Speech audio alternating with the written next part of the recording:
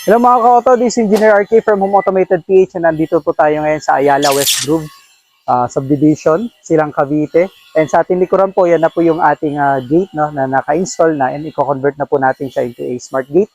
So kasama po natin ang ating team to support. Samahan niyo po kami sa progress.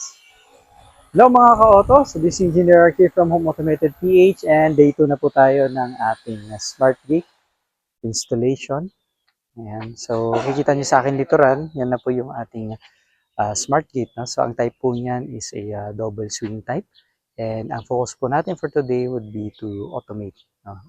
Ilalatag natin yung mga wirings saka yung attachment po ng ating swing motor. Yan. Ito yung kailangan natin ma-accomplish within today. And samahan niyo po kami.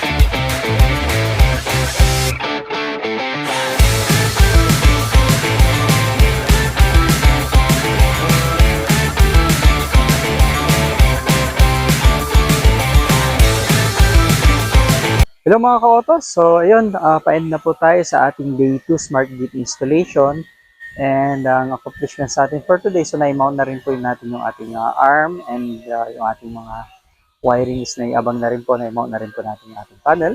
So papakita ko po sa inyo ang ating progress.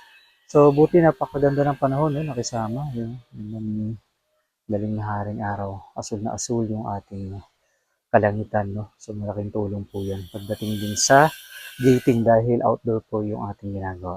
And so, pakita ko po sa inyo yung ating latest progress. So, yung gate is aligned na rin po. Itong left and right wing. So, nakuha na yung tamang alignment. Bago po natin minount yung ating mga arms, ating mga motor arms. So, special po yung ating arm para sa swing gate, no? Mas mahaba to rather than yung standard nating arm. Dahil dun sa span, wingspan ng per leaf ng ating gate. And then rin po, dito naman sa right gate. Yan. Yung kabilaan. And ito yung babalikan na lang po natin is cement works. And finishing touch up, pati yung retouch ng ating gate. And dito naman po, yung ating main panel, nakamount na rin. Okay. So dito yung preferred location ng ating client. Yan. And yung ating mga wiring, Yan. Balikan na lang po natin by tomorrow to complete. So, yan mga kaoto. Thank you for tuning in, and that ends our day 2 smart gate installation. And please continue to subscribe, like, and share, comment na rin dun sa ating mga videos na if you like more videos like this. And salamat ulit sa pagsubaybay. So this is Engineer RK from Home Automated PH, and empower your home.